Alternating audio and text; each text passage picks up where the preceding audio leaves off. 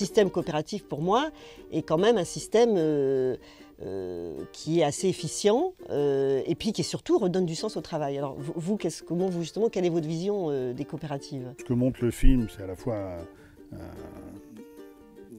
le processus par lequel les gens s'impliquent progressivement et le fait que ça crée aussi du collectif. Que les gens se mettent à parler de choses dont ils ne se parlaient pas forcément entre eux. Les gens ont une approche simple qui est d'abord de vouloir défendre leur gagne-pain, leur travail. On n'est pas là à faire la révolution. On est là à se dire notre boîte risque de se casser la gueule. Est-ce qu'on essaye de se prendre en charge collectivement pour essayer de la faire vivre? C'est pas toujours le plus facile de se retrouver en concurrence avec son patron.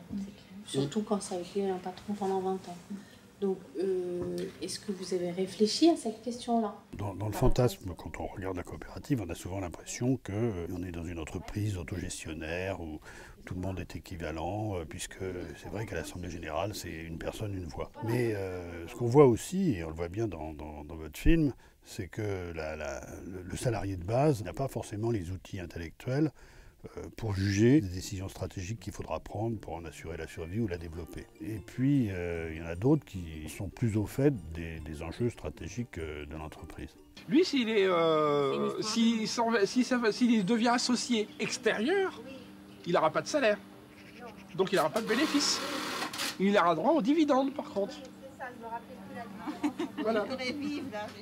Les SCOP, c'est aussi des structures dans lesquelles il y a des dirigeants. Et selon la nature des SCOP, on a soit de fait une information qui est bonne, un partage, une discussion qui est réelle, mais ça suppose un vrai travail de formation des gens.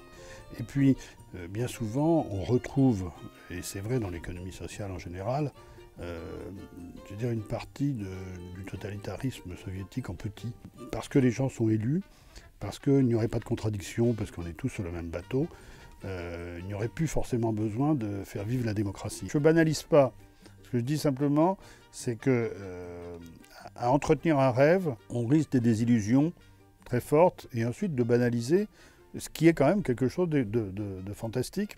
Face à la crise dans une coopérative, une entreprise qui est sous forme coopérative, une entreprise normale, a plus de chances quand même de mieux survivre dans la crise. Il y a une certaine résilience effectivement des coopératives en situation de crise qui peut être liée à la capacité des salariés collectivement d'accepter l'idée de se serrer la ceinture pendant un moment difficile parce qu'ils n'ont pas l'impression qu'ils se serrent la ceinture pour augmenter les profits du patron, mais pour préserver leur emploi. Donc c'est ce qui peut expliquer qu'en situation de crise, les SCOP résistent mieux. Mais vous pouvez avoir aussi une autre raison, hein, qui est leur spécificité sectorielle. Et de fait, une grande partie des SCOP sont désormais dans le secteur des services et dans des secteurs qui ont été moins touchés par la crise que l'emploi industriel. Voilà, c'est un peu nous qui décidons non, quoi. Hein. Quoi. Enfin, il faut déjà savoir si on peut vivre. Ça sera déjà pas mal. Ah, apparemment, ça a bien avancé. Et ce qui assure notre pérennité, c'est pas les réserves tellement, ou c'est d'abord le fait qu'on se bat pour être rentable au jour le jour. Pourquoi il n'y a pas plus d'entreprises qui se transforment en coopératives ou de gens qui créent des coopératives? Dans la création d'entreprises, c'est là que le capitalisme est finalement le plus légitime. C'est-à-dire celui qui crée une entreprise à partir de rien et qui réussit, ça veut dire qu'il vend des produits et des services que d'autres personnes ont envie d'acheter. Il remplit un rôle social utile. Dans la SCOP, il faut que vous ayez à la fois ce désir, l'idée qu'on ne va pas forcément s'enrichir par son projet, et l'envie de faire ça de manière collective.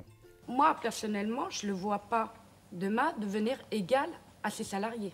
Il est patron et on ne redescend pas en bas. C'est évident. Moi, c'est mon point de vue. Hein. S'il se remet dans la SCOP, il sera associé, égal à tout le monde. Ensuite, il y a d'autres facteurs qui jouent, qui sont des facteurs d'accès au capital. Il faut se poser la question de toute cette complexité si on veut faire avancer les choses et développer plus de coopératives. Mais sinon, c'est une expérience fantastique. Moi, je suis très heureux, très fier. Et je pense que c'est une très grosse responsabilité de diriger une entreprise de ce type. et d'être à la fois le patron en échappant largement à la solitude du patron.